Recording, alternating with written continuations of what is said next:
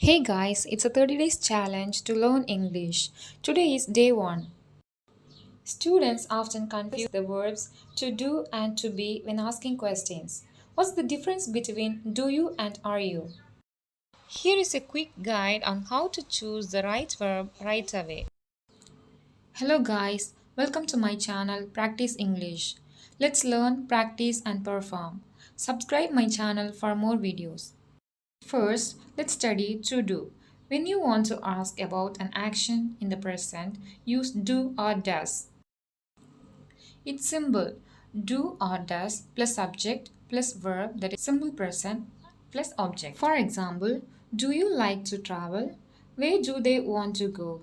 Does the store sell office furniture? What does he need to buy?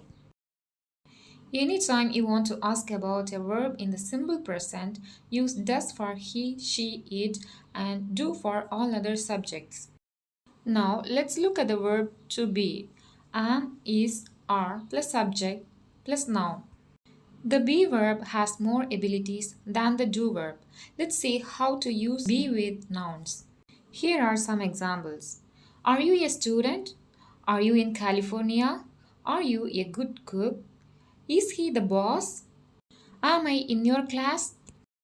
Am, is, are plus subject plus adjective. So here we are going to see how to use be with an adjective. Let's go with the examples. Are you hungry? Are you comfortable at your desk? Are you interested in science fiction movies?